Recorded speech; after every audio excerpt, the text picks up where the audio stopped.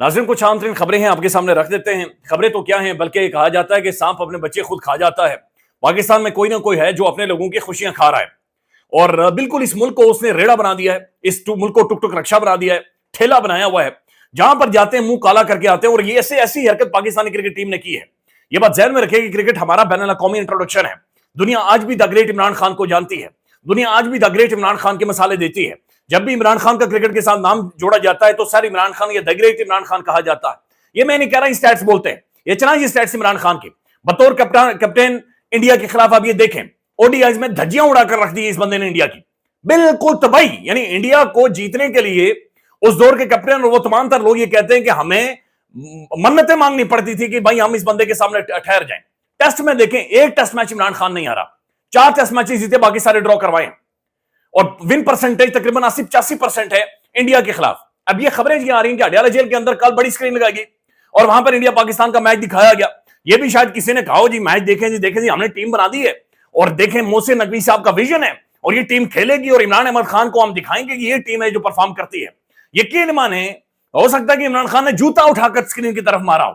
ये टीम, ये टुक टुक रक्षा, ये क्रिकेट पाकिस्तान की, ये ढकोसला ड्रामा इस मुल्क के साथ, ये आपने काकुल में जाकर खिलाड़ियों को पत्थर उठाकर को रस्सा टप रहा है, किसी को बंदर बना दिया।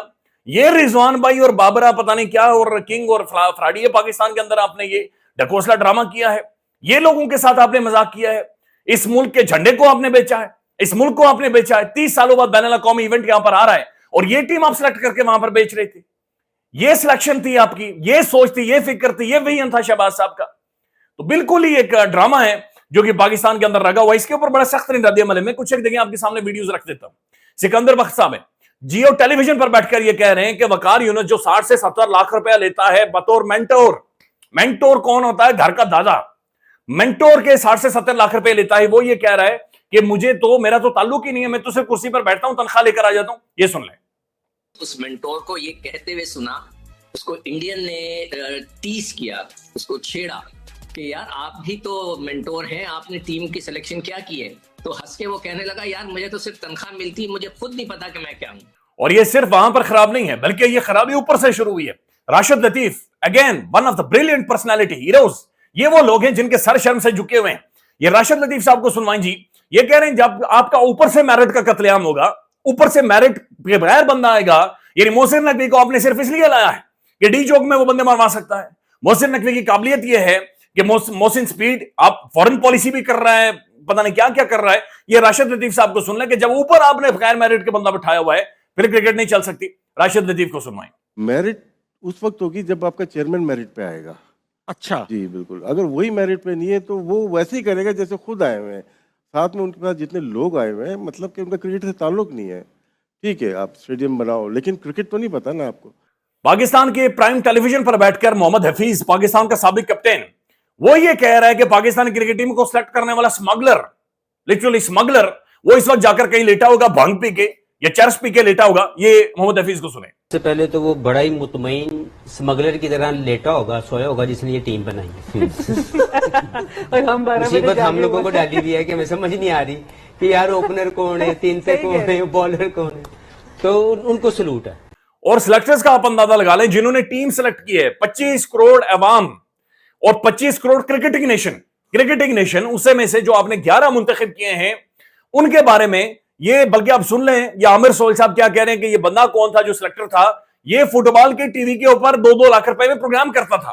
फुटबॉल का प्रोग्राम करने वाला टीम का सिलेक्टर था। ये भी सुन लें। तो कोई हसन चीमा साहब है, वो सिलेक्टर भी बने हुए हैं। कितने टेस्ट मैच खेले में? कुछ नहीं खेले, वो तो इस्लामाबाद यूनाइटेड के साथ थे, उनके साथ एक रेहानुल हक साहब थे, दोनों फुटबॉल का प्रोग्राम करते थे। वो हसन चीमा साहब जो है वो इस वक्त सिलेक्टर बने हुए। फिर फातिहा पढ़े? नहीं, फातिहा तो आप पढ़ लो। मैं ये और अब जिसके ऊपर हमें तकिया किया गया जनाब, घंटे का किंग, हमारा बबरो किंग, बाबर आजम बहुत बड़ा किंग है। आप अगर गौर से देखें ना, इस मुल्क का सबसे बड़ा मसला यह कि इस मुल्क के हीरोज झूठे हैं, इस मुल्क की तारीख झूठी है, इस मुल्क का सिलेबस झूठा है, इस मुल्क की जंगें झूठी हैं, इस मुल्क की जमहूरियत झूठी है, इस मुल्क के अंदर हर चीज झूठ के ऊपर मबनी है, हर चीज झूठ के ऊपर मबनी है।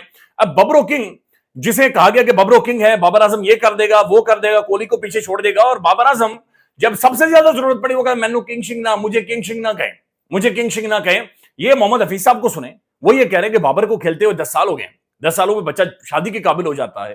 इसके man of the match India के खिलाफ कितने, ये मोहम्मद हफीज को सुने। मुझे बताएं, बाबर आजम पाकिस्तान की सबसे बड़ी प्रोडक्ट 10 साल से खेल रही है, मुझे एक मैन ऑफ द मैच बता दें इंडिया के खिलाफ।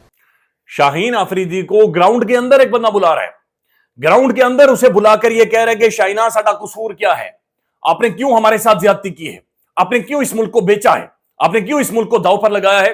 ये शाहीन आफरीदी, ये आज स्टेडियम में से जो बंदा आवाजें लगा रहा है, ये सुन ले। शाहीन भाई, शाहीन भाई, शाहीन कितना दलील करवाओगे? शाहीन भाई, शाहीन भाई, हमारा क्या कसूर है शाहीन भाई? हमें भी तो बताओ, क्या जुल्म किया हमने आप पे? मेरी जान बताओ हमें।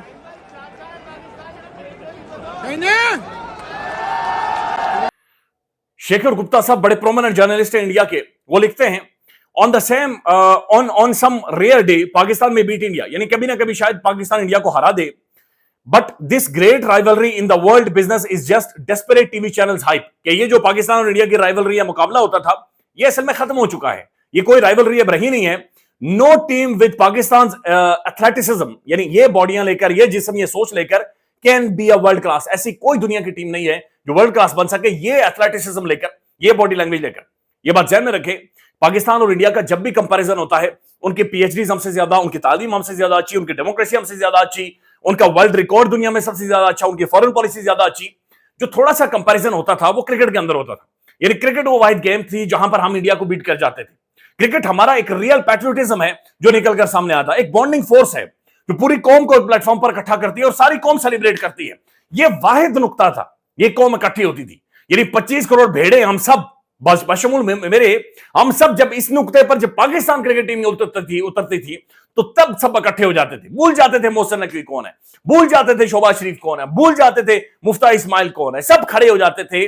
लेकिन उस चीज के ऊपर भी हमला किया गया, ये नेशनल आइडेंटिटी के ऊपर एक तरह का हमला है, जिस तरीके से किया गया है। इंटरनेशनली भी एक रद्द-ए-अमल है जो कि मौजूद है। जियो न्यूज इस बारे में लिख रहा है जी, बदतरीन कारकर्दगी, पीसीबी हुकाम, इंतजामिया और सेलेक्टर्स की जिद और आना की भीन चढ़ गई। पाकिस्तानी क्रिकेट टीम ये सब ने मिलकर, ऊपर से लेकर मोहसिन नकवी से लेकर नीचे तक जो सब मिले हुए हैं, इनकी जिद, आना और इन सब की भीन चढ़ गई है, यानी सब माल खा गए, सब डकार गए और जनाब टीम को इन्होंने बर्बाद कर दिया। अब सोशल मीडिया पर बहुत ज्यादा गालियां दी जा रही है, बदतरीन किस्म के अल्फाज इस्तेमाल किए जा रहे हैं। फिर ये अरसलान नसीर साहब ये लिखते हैं, मेंटल स्टेट का ये आलम है कि विराट कोहली की सेंचुरी के लिए चीयरिंग पाकिस्तान में हो रही है, अब पाकिस्तान में सेलिब्रेट किया जा रहा है। इस्लामाबाद की वीडियो दिखाइए।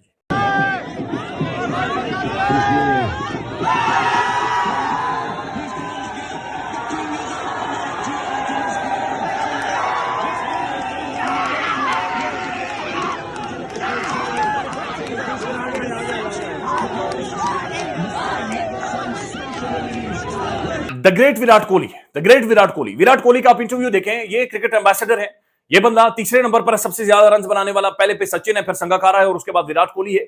51 सेंचुरीज ये मार चुका है। रिकी पॉन्टिंग को ये बंदा पीछे छोड़ चुका है। उसके टैटूज देखें, उसकी बॉडी लैंग्वेज देखें, उसकी पर्सनैलिटी देखें, उसकी शख्सियत देखें। और दूसरी तरफ जो जहनी मरीज हैं, जहनी मरीज सुने, ये एक और जहनी मरीज है पाकिस्तानी क्रिकेट टीम का, ये आकर कहते हैं, उसे हम कहते हैं बूबजी किंग। ये बूबजी है और ये किंग है, तो किंग कर लेगा, किंग क्या कर लेगा ये हमें नहीं पता। ये सुन ले जी, मेंटल स्टेट को सिर्फ सुने। टीम में भी उसको किंग बोलते हैं। ओह यस, हम उसको बाबर दो, यहाँ बॉब्जी कहते हैं, या बोलते हैं बॉब्जी द किंग, यहाँ किंग, यार किंग कर लेगा, यार किंग को बोलो कि ये मसला ठीक हो जाएगा, यार किंग को ये, तो हम उसको किंग बोलते हैं बिकॉज ही इज हमारे पाकिस्तान में किंग यार, और हमें प्राउड है उस पे, हमारा भाई प्राउड, हमारा बाबर आजम है भाई। अंदाजा लगाइए, ये मॉडर्न क्रिकेट खेल रहे हैं और मॉडर्न क्रिकेट का मतलब यह है कि आपने अटैक करना है, आपने अग्रेसिव होना है, आपने चढ़कर आना है और आपने दिखाना है। अब जो पहला मैच था न्यूजीलैंड के खिलाफ, हमने 162 डॉट बॉल्स खेली, 162 डॉट बॉल्स खेली, और इंडिया के खिलाफ हमने 152 डॉट बॉल्स खेली, यानी कि हमने 25 ओवर न्यूजीलैंड के खिलाफ डॉट बॉल्स खेले और 25 ओवर इंडिया के खिलाफ डॉट बॉल्स खेले, तो टोटल 50 ओवर्स, 52 ओवर्स हमने खाली इस चैंपियंस ट्रॉफी में हमने डॉट बॉल्स के तौर पर खेले हैं। आज सब बातचीत कर रहे हैं कि इसकी सर्जरी होनी चाहिए, इनको फाड़ें, इनको चीरें, इनकी तनख्वाहें बंद करें, इनकी बुरातें बंद करें। बाबर आजम का एक ऐड आता है जिसमें बाबर आजम ये कहता है कि मेरा टेलीफोन गुम हो गया, सब फोन ढूंढना शुरू हो जाते हैं। इनकी टिंडे करवाएं, लिटरली मैं आपको बता रहा हूं, इनके मुंह काले करें, गधों के ऊपर इन्हें बिठाएं, जो कि होना चाहिए, जो ये डिजर्व करते हैं। इनके टिंडे करवा के, मुंह काले करवा कर गधों पर बिठाएं, तब जाकर शायद पाकिस्तानी क्रिकेट टीम इवॉल्व करे, नहीं तो हम दुनिया में हम खत्म हो चुके हैं। ख्याल रखिएगा, अल्लाह हाफिज। पाकिस्तान में इस वक्त सबसे बड़ा मसला बोलने का है। पाकिस्तान में बोलने नहीं दिया जाता, जुबानें खींच ली जाती हैं, डर है, खौफ है, टेरर है। पाकिस्तान का मीडिया मुकम्मल तौर पर कंट्रोल्ड है, वेल मैनेज्ड है, एक मैसिव सेंसरशिप है। इसी तरह का दबाव पाकिस्तान में सियासत.pk भी फेस कर रहा है, जिसे पाकिस्तान भर में गुज़श्ता कई महीनों से मावरा आइन, मावरा कवानीन मुकम्मल तौर पर बंद कर दिया गया है, मुकम्मल तौर पर बैन कर दिया गया है। सियासत.pk की नशरियात को लिमिटेड करके पाकिस्तान में छोड़ दिया गया है। तमाम तर कानूनी मुआवजे के ऊपर आवाज उठाई गई, दस्तक दी गई, लेकिन हर तरफ से खामोशी है, सन्नाटा है, कहीं पर कोई सुनवाई नहीं है, कोई सुनने को तैयार नहीं है। लेकिन इसका हल क्या है? क्या खामोश हो जाएं? क्या सवाल ना करें? क्या मालूमात आप तक ना पहुंचाएं? क्या इंफॉर्मेशन आप तक ना पहुंचाएं? मालूमात भी पहुंचेगी, इंफॉर्मेशन भी पहुंचेगी, सवालात भी उठेंगे, लेकिन अब आपने रोल प्ले करना है, आपने अपना किरदार अदा करना है। और छोटा सा एक प्रोसीजर है, प्रोसेस है, उसके बाद आप अपना किरदार अदा करें और हमारी मदद करें। पहले आपने यह करना है कि हमारे YouTube चैनल को सब्सक्राइब करना है, उसके बाद ज्वाइन के बटन के ऊपर जाना है, क्लिक करके हमारा मेंबर बनना है। या फिर दूसरा ऑप्शन यह है कि आपने वीडियो की डिस्क्रिप्शन में जाना है, वहां पर पैट्रियन का लिंक मौजूद होगा, उस लिंक के ऊपर क्लिक करें और हमें सपोर्ट करें, हमारा हिस्सा बने, हमारी ताकत बने। ख्याल रखिएगा, अल्लाह हाफिज।